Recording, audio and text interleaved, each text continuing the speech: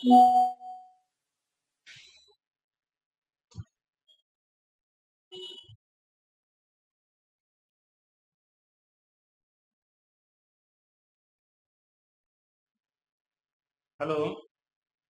सर्वांना आवाज येतो का? जर आपल्याला आवाज येत असेल तर आपण कॉमेंट मध्ये येस म्हणावे. हॅलो, येतोय येतोय.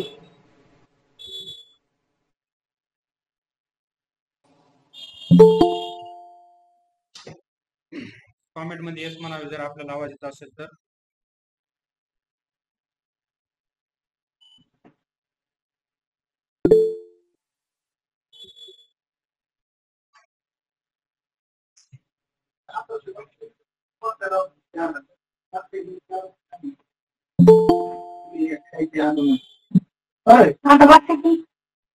मित्रांनो, आज आपण या ठिकाणी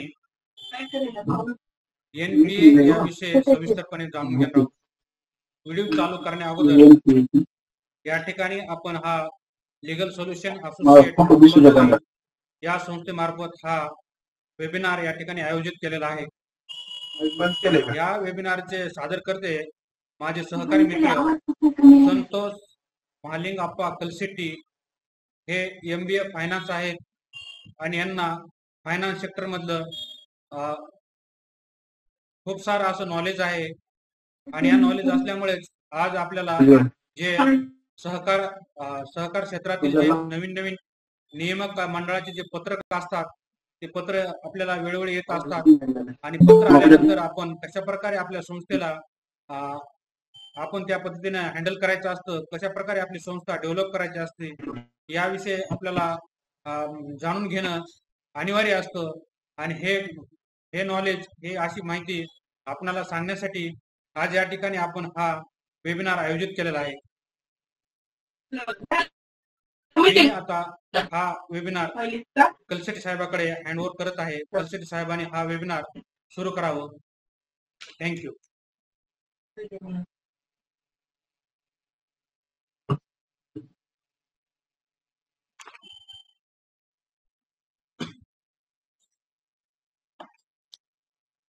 नमस्कार मित्रांनो, आपणा सर्वांना माझा आवाज येत आहे?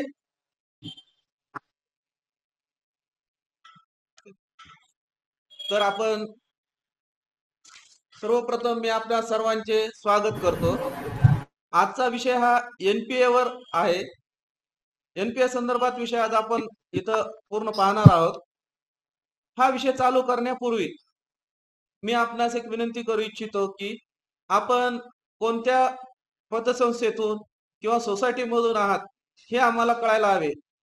त्यामुळे आम्ही सोबत एक गुगल फॉर्म ची लिंक टाकत आहोत, ती आपण भरून द्यावी, जेणेकरून आपण कोण कुठून आहात त्याबद्दल आम्हाला थोडीशी माहिती मिळेल. दादा या की.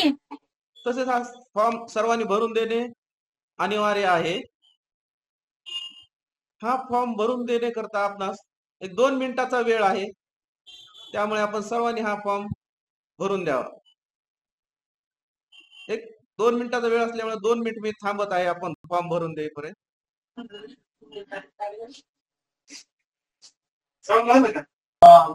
22-10 दिवस फॉर्म लिंक आपण टाकलेली आहे. तो गुगल फॉर्म आपण 2 मिनिटात भरावा ही सर्वांना विनंती.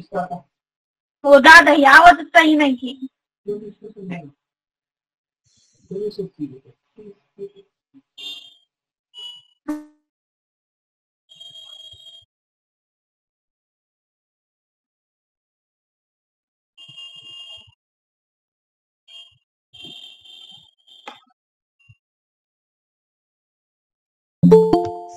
सर्वांचे फॉर्म भरून झाले असतील असं आपण गृहीत करू.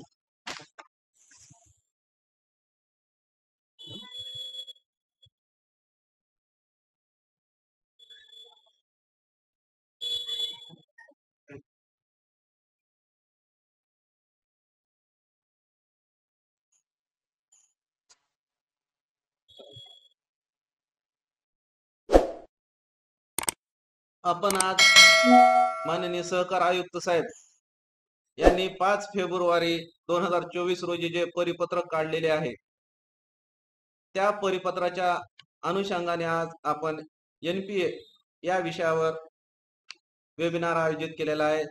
त्या संबंधी आपण सविस्तर माहिती येथे घेणार आहोत. नमस्कार मित्रांनो, आज आपण income recognition, asset classification and provisions याचे क्लासिफिकेशन व त्याच्या प्रोव्हिजन्स कशा करायच्या याबद्दल आपण एनपीए बाबत सविस्तर माहिती घेणार आहोत.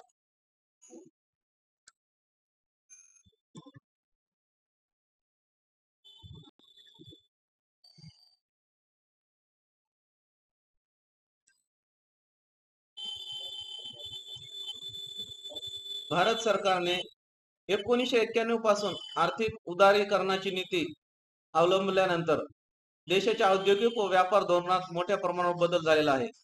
या क्षेत्रातील उलाढाल वाढीच्या दृष्टीने मदत व्हावी म्हणून आर्थिक क्षेत्रात सुधारणा होण्यासाठी शासनाने नरसिंहम समिती नेमली होती. समितीने भारतीय बँकिंग पद्धती व लेखांकन मानके या संबंधी सहकारी बँकांचे लेखा पद्धतीत आवश्यक त्या सुधारणा सुचवल्या होत्या. त्या सूचनाच्या अनुषंगाने रिझर्व्ह बँक ऑफ इंडियाने भारतातील सर्व बँकांसाठी अनेक विवेकी मापदंड प्रोड्युशनल नॉर्म्स बाबत वेळोवेळी मार्गदर्शक सूचना निर्गमित केलेल्या आहेत.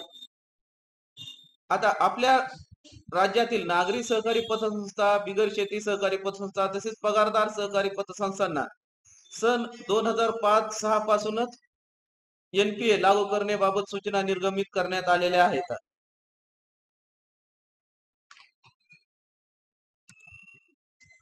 आता बरेच जणांना इथे एनपीए ही कन्सेप्ट माहित आहे, पण जे नवीन आहेत त्यांना मी थोडक्यात हे सांगू इच्छितो की एनपीए म्हणजे काय. एखाद्या मालमत्तेवरील अथवा मुदत कर्ज खात्यावरील देय व्याज अथवा मुद्दल परतफेड हप्ता किंवा दोन्हीही यापैकी कोणतीही थकीत रक्कम निर्धारित कालावधीपेक्षा अधिक कालावधीसाठी थकीत असल्यास त्या व प्रत्यक्षात वसूल न झाल्यास, तसेच खेळते भांडवलासाठी दिलेले कॅश क्रेडिट किंवा ओव्हरड्राफ्ट कर्जाच्या बाबतीत दिलेल्या 4 अनियमित आउट ऑफ ऑर्डर कारणांपैकी कोणत्याही एका कारणाने अनियमित दिनांकापासून निर्धारित कालावधीपेक्षा अधिक कालावधी झाला असल्यास ती मालमत्ता अथवा कर्ज खाते एनपीए होते.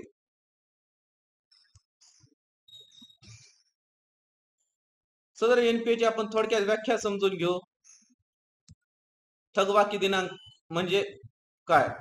जेव्हा एखाद्या मालमत्तेवरील उत्पन्न अथवा मुदत कर्ज खात्यावरील देय व्याज अथवा मुद्दल परतफेड हप्ता किंवा दोन्हीही यापैकी कोणतीही रक्कम नियत तारखेला प्राप्त होत नाही, त्यावेळी सदर रक्कम थकबाकी मानली जाते.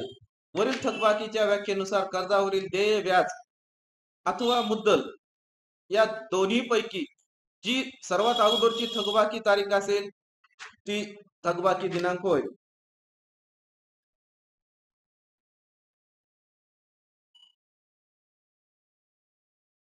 आता आपण खेळत्या भांडवलासाठी म्हणजे कॅश क्रेडिट हे कोणत्या पद्धतीने एनपीए होऊ शकते याबद्दल माहिती घेऊ थोडक्यात. मुदत कर्जा व्यतिरिक्त पतसंस्था या खेळत्या भांडवलासाठी कॅश क्रेडिट किंवा ओव्हरड्राफ्ट सारखी कर्जे देतात. या कर्जामध्ये जास्तीत जास्त 12 महिने मुदतीसाठी विशिष्ट कर्ज मंजूर मर्यादा केली जाते. आता इथे थोडक्यात मला असं सांगायचं आहे की कॅश क्रेडिट कर्जे हे 12 महिन्यासाठीच जास्तीत जास्त दिले जातात, परंतु काही पतसंस्था वगैरे 36 महिने असे आपल्या सोयीनुसार करतात व या मर्यादेच्या अधीन राहून या खात्यावर वारंवार उलाढाल करण्याची मुभा दिलेली असते. या कर्ज प्रकारात मुदत कर्जासारखी नियत दिनांकाला मुद्दल अथवा व्याज परतफेड अपेक्षित नसल्याने जे काही 4 अनियमित कारणे आहेत, कोणत्याही एका कारणाने अशी कर्जे अनियमित दिनांकापासून आउट ऑफ ऑर्डर होऊ शकतात.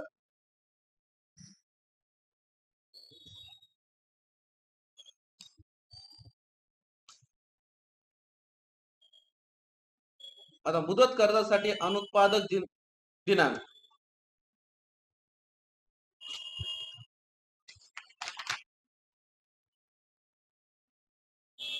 एखाद्या मालमत्तेवरील उत्पन्न अथवा मुदत कर्ज खात्यावरील थकीत व्याज अथवा मुद्दल परतफेड हप्ता किंवा दोन्ही यापैकी कोणतीही थकबाकी रक्कम निर्धारित केलेल्या मुदती नंतर देखील वसूल होत नाही, अशा वेळी एनपीए गणना करण्याच्या दिवशी त्या आर्थिक वर्ष किंवा कालावधीसाठी एनपीए निश्चितीसाठी जो निर्धारित कालावधी दिलेला आहे तो कालावधी ज्या दिवशी संपेल तो अनुत्पादक म्हणजे एनपीए दिनांक होय. थोडक्यात एक सांगायचं झालं तर कर्ज खाते आपले 180 दिवसापर्यंत आपल्या कर्ज खात्यामध्ये कोणत्याही प्रकारची कर्ज किंवा आपला जो ठरवून दिलेला हप्ता आलेला नाही किंवा कॅश क्रेडिट कर्जाच्या बाबतीत त्याचे 180 त्याचे स्टॉक स्टेटमेंट आलेले नसेल, त्याचे व्याज वसूल झालेले नसेल किंवा ते ओव्हर लिमिट झालेले असेल, अशा कारणापैकी कोणत्याही वेळेस 180 दिवस झाल्याच्या नंतर ते खाते एनपीए होते.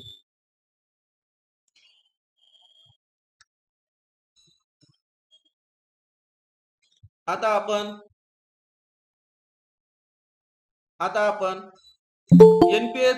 एनपीए निर्धारण कालावधी पाहणार आहोत.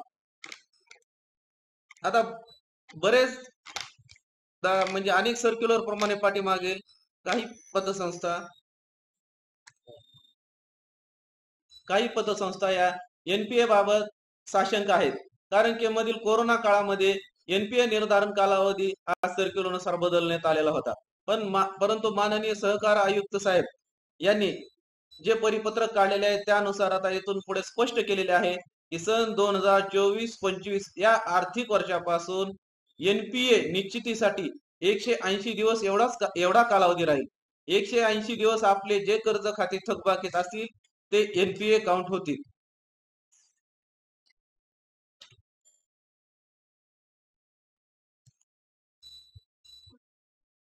आता बऱ्याच पतसंस्थांना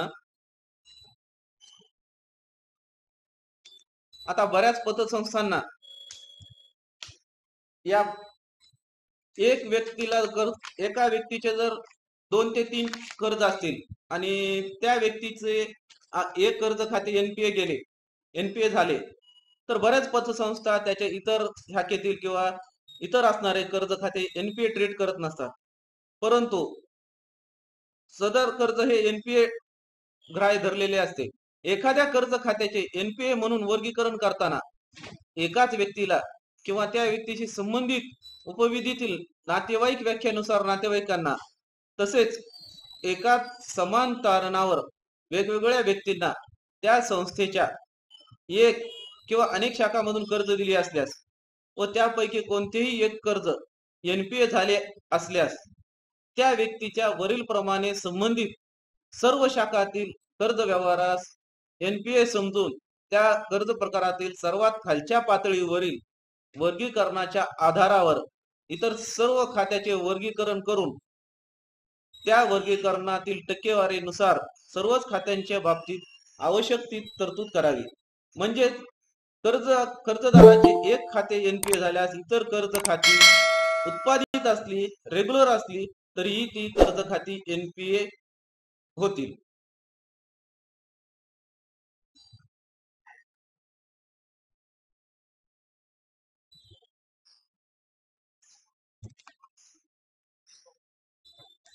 आता आपण आज महत्वाच्या विषयाकडे वळत आहोत.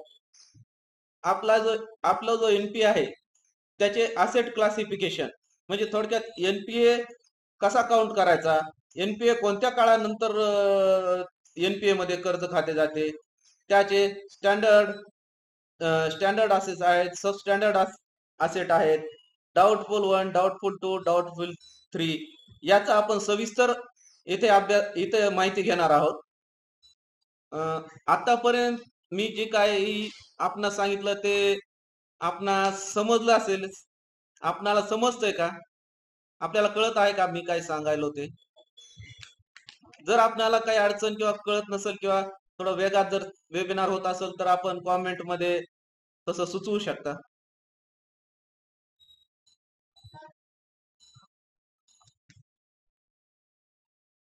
कारण की हा एनपीए विषय असा क्लिष्ट आहे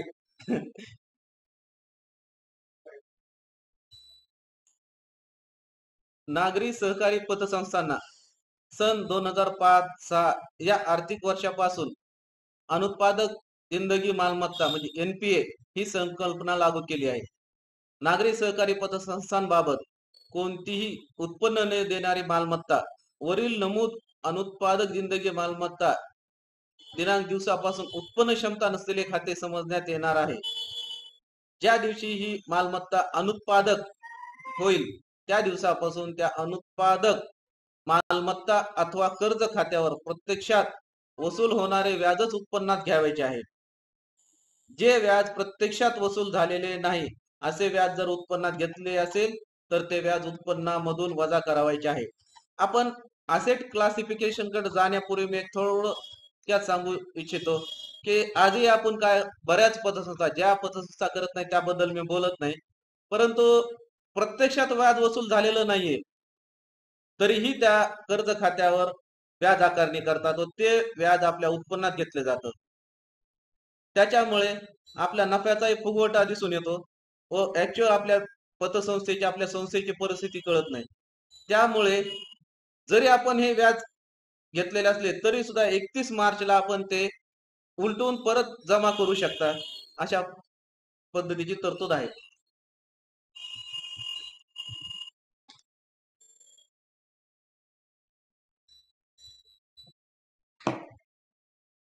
आता आपण माननीय सहकार आयुक्त साहेब यांचे 5 फेब्रुवारी 2024 या परिपत्रकानुसार त्यांनी यापुढे पुढील कालावधीसाठी एनपीए चे वर्गीकरण काय राहील व एनपीए च्या तरतुदी काय कराव्या लागतील याबाबत सर्क्युलर दिलेले आहे व ते लागूही झालेले आहे. आपण हे सर्व परिशिष्ट किंवा त्याच्यावरील प्रोव्हिजन्स किती करायच्या यापूर्वी आपण थोडक्यात म्हणजे त्याचा एनपीएचा कालावधी काय राहील यावर थोडक्यात आपण चर्चा करू, जेणेकरून आपल्याला पुढील 4 परिशिष्ट जे सांगायचे आहेत ते आपणास समजून जातील. आता थोडक्यात यामध्ये जे स्टँडर्ड असेस आहेत यात मुदत कर्जाच्या बाबतीत मुद्दल किंवा व्याज अथवा दोन्हीही रक्कम थकबाकी पैकी कोणतीही एक थकबाकी किंवा खेळते भांडवल बाबतीत दिलेल्या ज्या 4 कारणे आहेत त्या कोणत्याही एका कारणाने अनियमित झाले असले तरी त्याचा कालावधी निर्धारित 180 दिवस किंवा त्यापेक्षा कमी कालावधीचा असल्यास म्हणजे 180 दिवसाच्या अगोदर सदर खाते हे स्टँडर्ड असेट समजण्यात येईल. या स्टँडर्ड असेटवर आपणाला दरवर्षी 0.25% तरतूद करायची आहे. सदर तरतूद ही निव्वळ नफा काढण्यापूर्वी वेळ प्रसंगी तोटा सहन करून पण ही आपल्याला तरतूद करणे अनिवार्य आहे. थोडक्यात आपले जे रेग्युलर कर्ज आहेत त्याच्यावर 0.25% तरतूद करायची आहे. आता आपण नंतर सबस्टँडर्ड असेटचा कालावधी पाहू. हे जे आहे ते सबस्टँडर्ड असेट जे कर्ज खाते एनपीए दिनांकापासून सतत 12 महिने एनपीए असल्यास किंवा आउट ऑफ ऑर्डर दिनांकापासून 18 महिने थकीत किंवा अनियमित असल्यास अशा खात्यास सबस्टँडर्ड असेट समजण्यात यावे. अशा रकमेवर आता पुढील जे 4 परिशिष्ट देतात वेगवेगळ्या प्रकारे त्याची प्रोव्हिजन केलेली आहे ते आपण नंतर चर्चा करणार आहोत.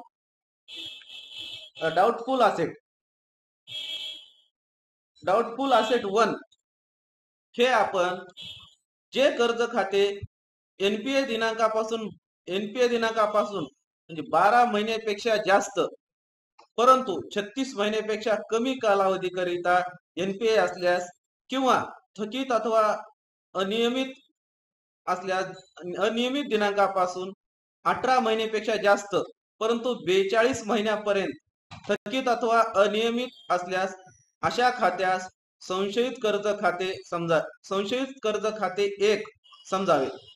अशा रकमेवर वेगवेगळ्या प्रोव्हिजन्स पुढील प्रमाणे आपण नंतर चर्चा करणार आहोत.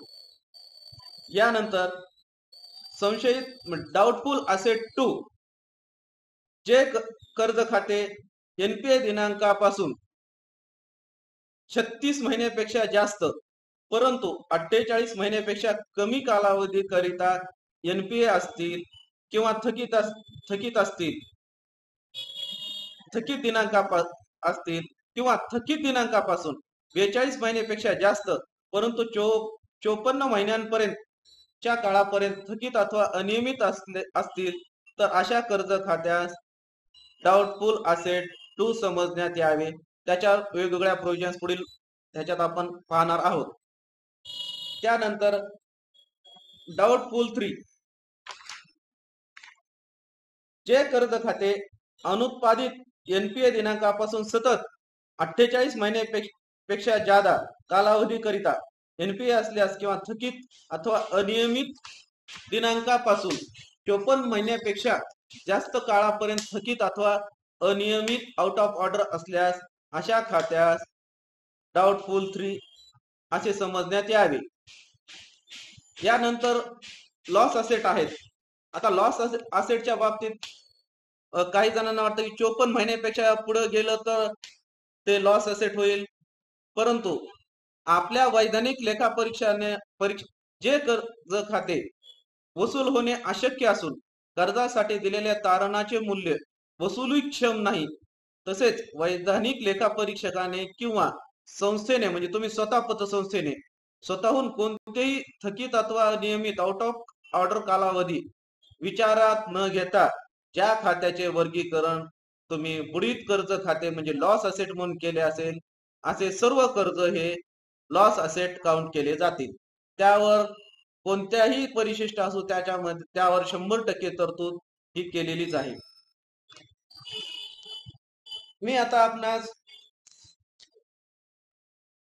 मी आतापर्यंत आपणाला हे standard asset, sub standard asset, doubtful 1, doubtful 2, doubtful 3, loss asset याबद्दल सांगत आहे. तर या बाबतीत आपणाला काही समजले का? तर आपण यस म्हणून कॉमेंट करावी, कारण की आपण पुढे आता प्रोव्हिजनिंग म्हणजे त्याचे प्रोव्हिजन किती करावे लागणार आहे याकडे वळणार आहोत. मित्रांनो, हा एक छोटासा प्रयत्न केलेला आहे की आपल्याला अवेअरनेस यावं. ऍक्च्युअल एनपीए हा विषय खूप विस्तृत आहे. हा आपण 1 तासात कव्हर करणार आहोत, पण याला 1 दिवसही पुरणार नाही असा विषय आहे. परंतु आपल्याला थोडं त्याचं अवेअरनेस यावं, माहिती हवी, सगळ्याला कामकाज करताना सुलभता यावी, जेणेकरून आपला एनपीए कमी व्हावं, आपले थकबाकीचं प्रमाण कमी व्हावं, किंवा जर आज आपल्याला कळावं की येणाऱ्या काळात किती मोठी अडचण होणार आहे या सर्क्युलरमुळे किंवा किती मोठी प्रोव्हिजन करावं लागणार आहे, त्याच्यामुळे आपण नफा आपला राहीलच का किंवा आपण या स्पर्धेत टिकणार आहोत का, याचा थोडासा एक अवेअरनेस येऊन जाईल असं मला वाटतं. आता आपण कालावधीचा तर मुद्दा पाहिलेलाच आहे. आता 24-25 सन 2024-25 साठी एनपीए तरतूद वर्गीकरण हे वर्ष आता झालेलं आहे, त्यावर तरतूदी झालेल्या आहेत. आता तरी पण मी थोडक्यात त्याच्यावर बोलवलं आणि नंतर पुढे सरकू. आता 2024-25 साठी स्टँडर्ड असेट यासाठी 0.25% ही तरतूद करायची आहे आपल्याला रेग्युलर कर्जासाठी. जे कर्ज खाते सबस्टँडर्ड असेट असतील त्यांना 5% तरतूद करायची आहे. आता जे कर्ज डाऊटफुल होतील त्यामध्ये तारणी आणि विना तारणी असे 2 गट केलेले आहेत.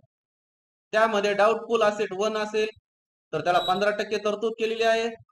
डाऊटफुल असेट 1 मध्ये विना तारणी कर्ज असेल तर त्यांना 60% तरतूद केलेली आहे. याचंही मी आपल्याला एकदा हे सांगितल्याच्या नंतर मी एका उदाहरणासह तुम्हाला मी सांगेल.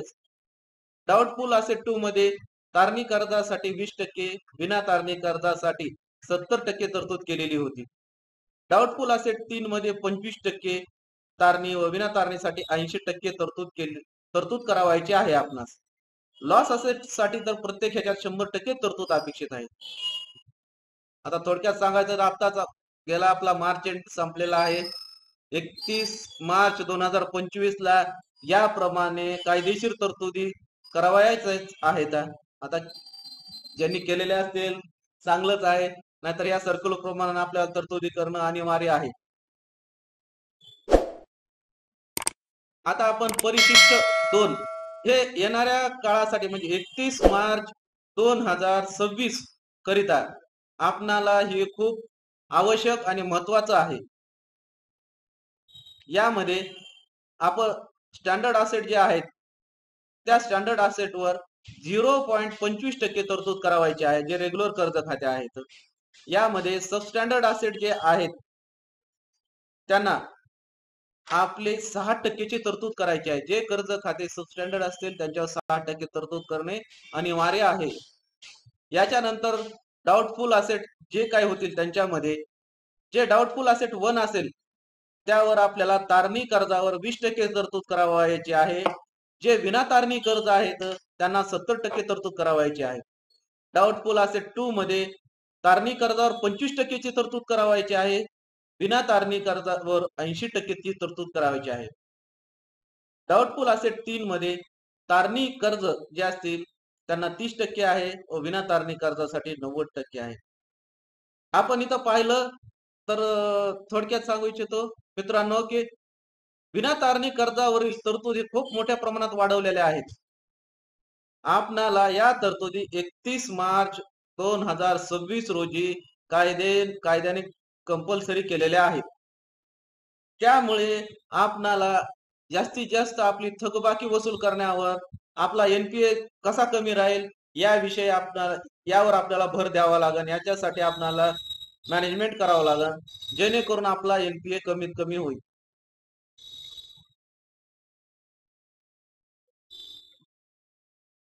आता आपण 2026-27 आपण आता 25-26 पाहिलं. आता आपण त्याच्या पुढील वर्षी म्हणजे 2026-27 साठी एनपीए ची तरतूद आहे त्याचं वर्गीकरण काय राहील यावर आपण चर्चा करू. मित्रांनो मी हे का सांगत आहे तर यापुढे आपल्याला या सर्क्युलर प्रमाणेच तरतुदी कराव्या लागतील. आपल्याला पुढील 3 वर्षाचं 4 वर्षाचं प्लॅनिंग करावं लागेल. त्यानुसार हे एकदा तरतुदी पाहिल्यानंतर आपण स्वतःच असं म्हणू की नाही आपल्या संस्थेचा एनपीए वाढणार नाही, थकबाकी वाढणार नाही. जास्तीत जास्त आपण थकबाकी वसूल करू, कोणत्याही प्रकारे वसूल करू, पण थकबाकी ठेवता कामा नये. यामुळे यावर चर्चा करणं खूप आवश्यक आहे. आता आपण परिशिष्ट 3 जे दिलेले आहे सन 2026-27 साठी त्याची आपण थोडक्यात माहिती घेऊ. यामध्ये स्टँडर्ड असेट वर जे आहे त्याचं 0.25%, सब स्टँडर्ड असेट ज्या आहेत त्यावर 8% तरतूद सुचवलेली आहे. यामध्ये खूप मोठ्या प्रमाणात वाढवलेल्या आहेत तरतुदी मित्रांनो. डाऊटफुल असेट 1 यामध्ये तारणी कर्जावर 25%, विना तारणी कर्जावर 80% तरतूद केलेली आहे. डाऊटफुल असेट 2 यामध्ये तारणी कर्जावर 30% व विना तारणी कर्जावर 90% अशा प्रकारे तरतूद करावायची आहे. डाऊटफुल असेट 3 झालेली असेल तर त्यावर तारणी जरी कर्ज असेल तर त्याच्यावर 40%, विना तारणी कर्जावर इथं मित्रांनो 100% तरतुदीचा इथं सुचवण्यात आलेली आहे आणि करायची पण आहे. आता लॉस असेट तर ते आहेतच. जे बुडीत कर्ज आहेत, जे लॉस असेट वैधानिक लेखा परीक्षकाने प्रमाणित केलेले किंवा संस्थेने स्वतःहून जे निर्धारित केले की जे वसूल होणं शक्यच नाही इथं आणि त्याच्यावर 100% आपल्याला तरतूद करणं हे आवश्यकच आहे. आता आपण परिशिष्ट 4 पाहू. आता सन 2027-28 या वर्षासाठी एनपीए ची तरतूद वर्गीकरण हे या चार्ट प्रमाणे आहे. स्टँडर्ड असेट हे 0.25% ठेवलेले आहे. आता इथं आपणाला माननीय सहकार आयुक्त साहेबांनी जे परिपत्रक काढलेले आहे तर 27-28 या वर्षात आपल्या ज्या प्रोव्हिजन्स आहेत ते खूप प्रमाणात वाढविलेले आहेत. त्यामध्ये स्टँडर्ड असेट 0.25%, सब स्टँडर्ड असेट 10%, डाऊटफुल जे कर्ज असतील त्यावर मात्र डाऊटफुल असेट 1 मध्ये तारणी जरी कर्ज असेल तर त्यावर 30% आहे. विना तारणी कर्ज असेल तर यामध्ये 100% तरतूद करावायची आहे. म्हणजे थोडक्यात मित्रांनो एक पहा की आपले 18 महिने 12 महिन्यापेक्षा जास्त 36 महिन्यापर्यंत जे कर्ज खाते सुरुवातीला एनपीए झाले 27-28 या इसवी मध्ये तर आपल्याला त्याच्यावर 100% प्रोव्हिजन करायचे आहे. थोडक्यात जर आपले डाऊटफुल 1 मध्ये जर आपले 1 कोटीचे कर्ज जर थकबाकीत असतील तर आपल्याला पूर्ण 1 कोटीची तरतूद करावायची आहे. तर आपण थोडक्यात आपला नफा, आपली नफा क्षमता हे पाहून यावर विचार करणं हे खूप आवश्यक आहे. यामध्ये डाऊटफुल असेट 2 मध्ये 40%, डाऊटफुल तारणी कर्जावर विना तारणी कर्जासाठी 100% तरतूद करण्याचे सुचविण्यात आलेले आहे. डाऊटफुल असेट 3 यामध्ये तारणी कर्ज जरी असेल तर 50% आणि विना तारणी कर्ज असेल तर त्यावर 100%. म्हणजे कोणत्याही जे डाऊटफुल कर्ज होतील तिथं 100% तरतूद यांनी जे की लॉस असेट समजून त्यांनी तरतूद लागू केलेली आहे आणि हे कायद्याने करणे अनिवार्य आहे. यावरूनच आपण येणारी पतसंस्थेची परिस्थिती किंवा येणारा काळ किती अडचणीचा ठरणार आहे. जर आपला थकबाकी वाढली किंवा आपला एनपीए वाढला तर येणाऱ्या काळात आपल्या पतसंस्थेला किती मोठ्या प्रमाणावर अडचणी येऊ शकतात. त्याच्या प्रोव्हिजन्स करता जर केल्या तर आपल्यावर नफा किती उरणार आहे, ऍक्च्युअल आपला नफा किती आहे, प्रोव्हिजन्स किती राहतील, हे एक तारेवरची कसरतच राहणार आहे. त्यामुळे जास्तीत जास्त आपण वसुलीवर भर देऊन एनपीए कमी करण्याचा प्रयत्न करावा. थोडक्यात आपण हे आता जर समोर तुम्हाला मी स्लाइडिंग आणलेली आहे. समजा आपण डाऊटफुल असेट 1 याचं कॅल्क्युलेशन कसं करायचं ह्या उदाहरणावर आपण समजून घेऊ. जे विना तारणी कर्ज आहेत त्याच्याबद्दल आपण समजून घेऊ. कर्ज रक्कम 1 लाख असेल, त्याची कर्ज दिल्याची तारीख 1/4/2023 असेल, कर्जाचा पहिला हप्ता 1/5/2023 असेल, कर्जाचा थकबाकी दिनांक हा 31/3/2025 पर्यंत 1/1/2024 असेल. 31/3/2025 अखेर थकीत हप्ते हे 15 हप्ते राहतील. याची वर्गवारी जी आहे एनपीए ची म्हणजे संशयित डाऊटफुल असेट 1 प्रमाणे येईल. करावी लागणारी तरतूद ही 60% प्रमाणे आहे म्हणजे 60,000. म्हणजे तुम्ही 1 लाख रुपये जर कर्ज दिलेला असेल तर त्यावर 60% प्रमाणे जी तरतूद आहे ती 60,000 रुपये आपणास करावी लागणार आहे. अशा प्रकारे आपण याच्या वेगवेगळ्या क्लासिफिकेशन प्रमाणे तरतुदी कराव्या लागणार आहेत.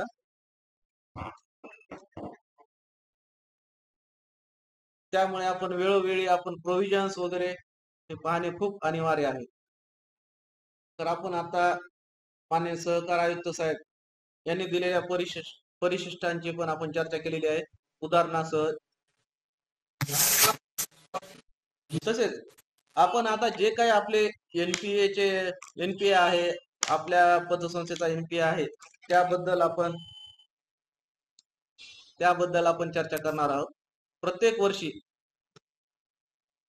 बिगर कृषी सहकारी पतसंस्थांनी दिनांक 31 मार्च अखेरचे एनपीए बाबत लेखा परीक्षण दिनांक 31 जुलै पूर्वी पूर्ण झाल्यावर 1 महिन्याच्या आत उशिरात उशिरा 31 ऑगस्ट पर्यंत संबंधित निबंधक यांच्याकडे सदरचा अहवाल सादर करणे बंधनकारक आहे. संस्थेच्या वार्षिक अहवालात अनुत्पादित मालमत्तेचा अहवाल एनपीए स्टेटमेंट विविध नमुन्यात प्रसिद्ध करणे हे संस्थेला बंधनकारक करण्यात आलेले आहे.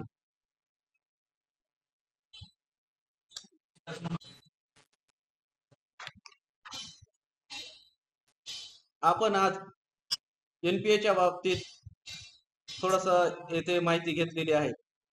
त्याचे येणाऱ्या काळात चांगले परिणाम पण संस्थेवर होणार आहेत. पण ज्या संस्था या एनपीएचे कॅटेगरी किंवा एनपीए प्रोव्हिजन व्यवस्थित करणार नाहीत त्याचे दुष्परिणामही येणाऱ्या काळात अनेक संस्थांना पाहावयास मिळणार आहेत.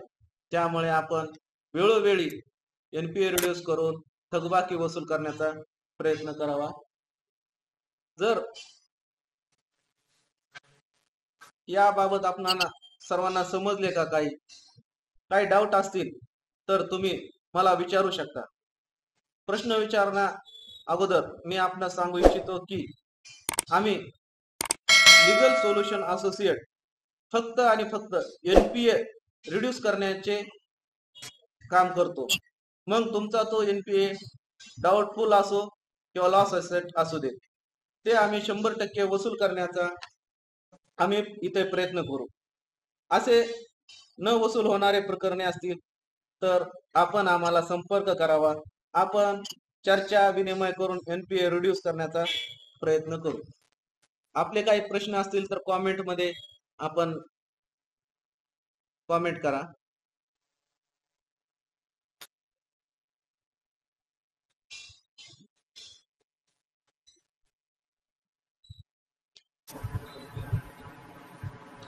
सर्वांना माझा आवाज येत आहे? आपले काही प्रश्न असतील तर आपण कॉमेंट करावे. आपणाला आजचा वेबिनार कसा वाटला?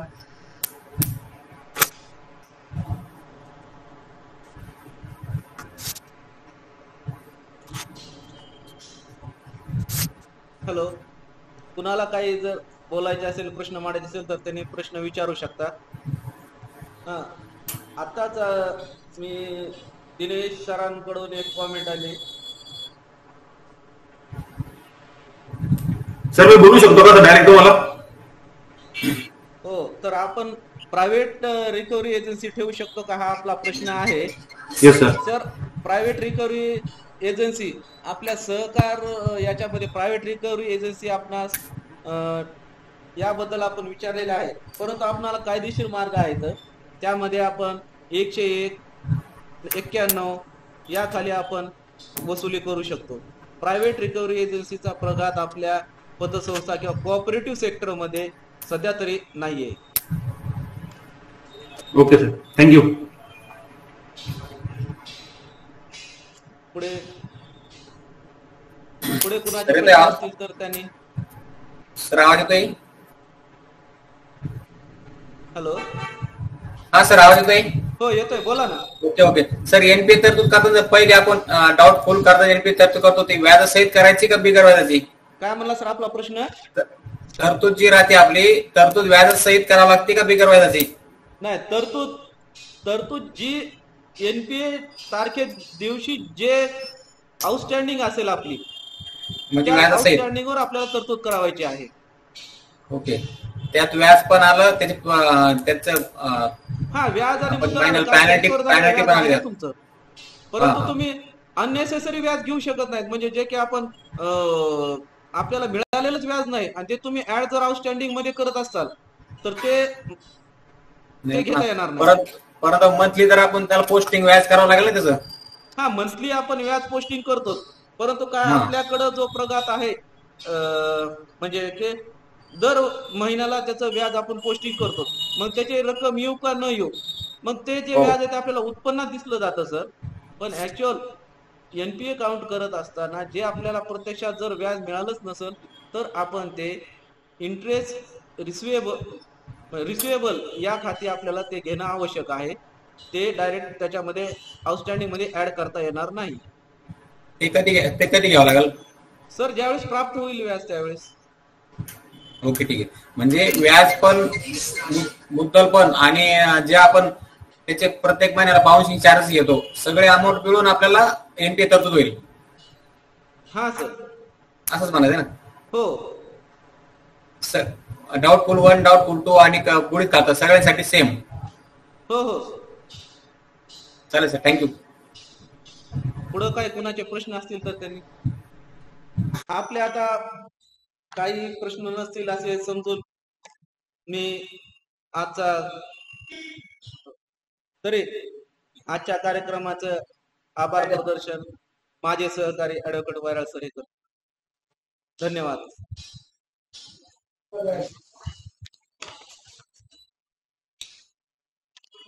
या ठिकाणी आपण वेगवेगळ्या संस्थेतून या वेबिनारला हजर झालेलो आहोत. आपणा सर्वांचं मी माझ्या मनापासून हृदयापासून सर्वांचे आभार व्यक्त करतो. भविष्यामध्ये अशाच प्रकारचे आपण या ठिकाणी वेगवेगळ्या विषयावर वेगवेगळ्या संकल्पना घेऊन येणार आहोत आणि तशा प्रकारचा आपण या ठिकाणी वेबिनार सेमिनार घेणार आहोत. जर आपणाला हा वेबिनार आवडला असेल तर आपण आमच्या व्हॉट्सअप ग्रुपवरही आपण आम्हाला कॉमेंट करू शकता किंवा सांगू शकता, किंवा आपले जर काही इतर प्रश्न असतील तर तेही आपण आमच्या व्हॉट्सअप ग्रुपवरही आपण टाकू शकता आणि आपल्या जे प्रश्न असतील त्या प्रश्नाचं निरसन करण्याचा आम्ही आमच्या नॉलेजमधून किंवा आम्ही 100% देऊन ते आम्ही निरसन करू. जर आपले असेच काही एनपीएचे प्रकरण असतील, तेही आपले जर प्रकरण सॉल्व्ह होत नसतील किंवा तशा प्रकारची रिकव्हरी होत नसेल तर त्याही प्रकारचा आपण आम्हाला तसा प्रकारचा संपर्क करावा. आपण निश्चितच आपले एनपीए रिड्यूस करण्याचं काम करून देऊ. आपल्या सर्वांचे या ठिकाणी मी लीगल सोल्युशन असोसिएट मार्फत आपले सर्वांचे मनापासून आभार मानतो. हा कार्यक्रम या ठिकाणी संपला असं जाहीर करतो. सर्वांचे धन्यवाद. नमस्कार. थँक्यू.